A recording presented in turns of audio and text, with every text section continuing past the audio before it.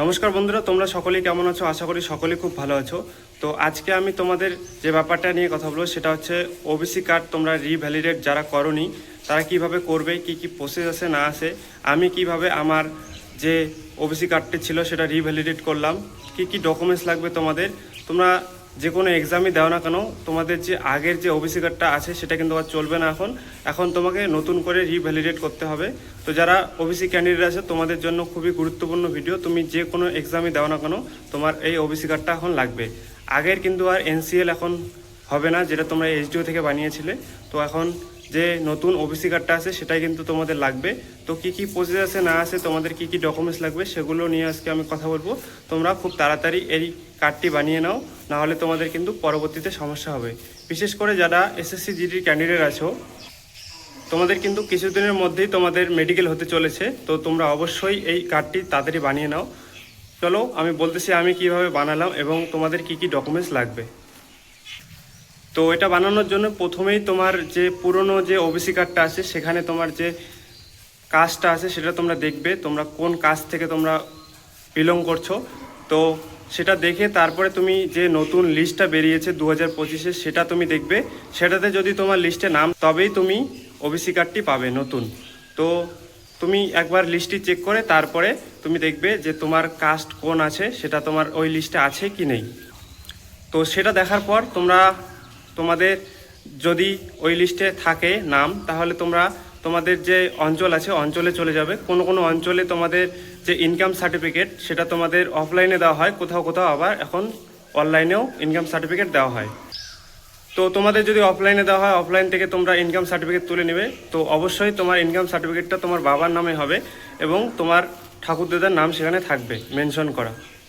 এবং তোমাদের অঞ্চলে যদি তোমাদের যে ইনকাম সার্টিফিকেট সেটা যদি অনলাইনে দেওয়ার কথা বলে, তো তোমরা সিম্পলি কোনো ক্যাফেতে চলে যাবে। ক্যাফেতে গিয়ে তোমরা ইনকাম সার্টিফিকেটের জন্য তোমরা অনলাইনে অ্যাপ্লাই করে দেবে।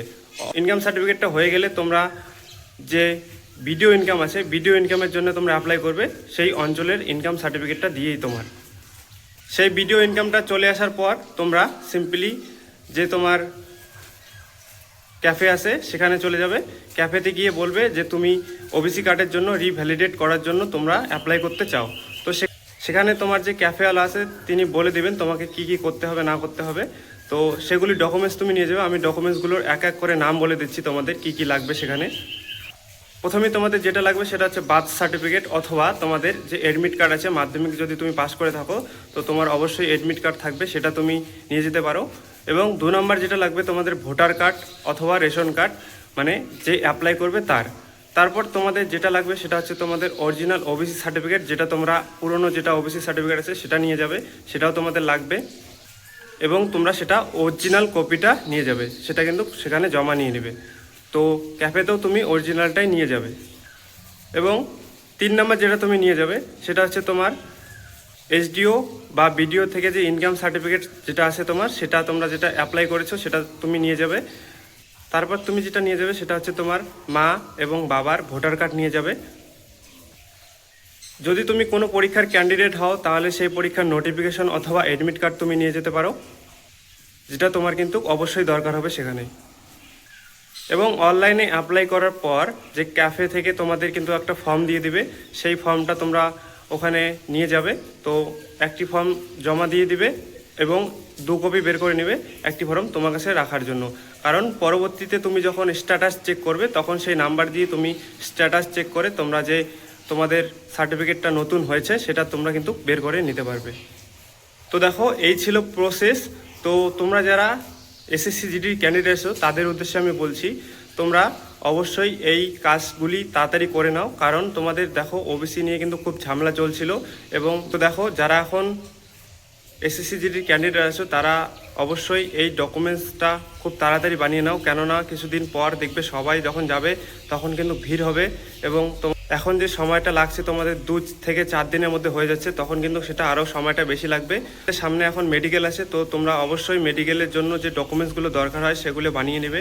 এবং তোমাদের মেডিকেলে কি কি ডকুমেন্টস লাগবে সেগুলি যদি তুমি ভিডিও চাও তো অবশ্যই জানাবে। তো আমি সেই ভিডিওতে আমি সব কিছু জানিয়ে দেবো যে কি কি ডকুমেন্টস তোমার তৈরি করতে হবে। তো যারা এসএসসি জিডি ক্যান্ডিডেট আছো তোমরা অবশ্যই খুব তাড়াতাড়ি এই ডকুমেন্টসটা বানিয়ে নাও, কেননা যারা এখন চাকরি করছে তারাও কিন্তু এই যে ওবিসি কার্ডটা তারা কিন্তু করতে পারেনি, তো এখন তাদের সেখানে অনেক ঝামেলা হচ্ছে। তো তোমরা অবশ্যই এই কার্ডটি খুব তাড়াতাড়ি বানিয়ে নাও, কেননা কিছুদিন পর কিন্তু তোমাদের এই যে ওবিসি কার্ডটা আছে, তো সবাই যখন যাবে তখন কিন্তু প্রচণ্ড ভিড় হবে। তো তোমাদের যে 2 থেকে 4 দিনের কাজটি আছে সেটা কিন্তু 10 থেকে 15 দিনও হতে পারে বেড়ে। তো এখনই তোমরা খুব তাড়াতাড়ি এটা বের করে নাও, কারণ না এখন তোমার সময় আছে হাতে, পরে কিন্তু তুমি সময় পাবে না। এবং মেডিকেলে তোমার কিন্তু এই ওবিসি কার্ড যারা ওবিসি থেকে অ্যাপ্লাই করেছো তাদের কিন্তু ওবিসি কার্ডটা প্রয়োজন হবে। আগের মতো কিন্তু আর এনসিএল কোনো এখন এসডিও থেকে দিবে না। তোমাদের যে এখন যে কাজগুলো হবে সব কিন্তু এখন এই নতুন যে ওবিসি কার্ডটি আছে সেটি দিয়েই হবে। পুরনো আর এনসিএল করে তোমাদের যে মেডিকেলের সময় যে এনসিএল লাগতো সেটা কিন্তু আর লাগছে না। এখন তোমাদের নতুন ওবিসি কার্ডটি লাগবে। এখনও না বানিয়ে থাকো তো তোমরা অবশ্যই বানাবে। এবং যদি কোনো তোমাদের মনে কোশ্চেন থাকে যে কি করব না করব, সব কিছু আমি বলে দিয়েছি। যদিও তারপরে কোনো যদি তোমাদের সমস্যা মনে হয় বা কোনো কোশ্চেন থাকে তোমরা অবশ্যই কমেন্ট করে জানাবে। এবং ভিডিওটা যদি ভালো লাগে অবশ্যই একটি লাইক করে দেবে এবং পাশে থাকবে।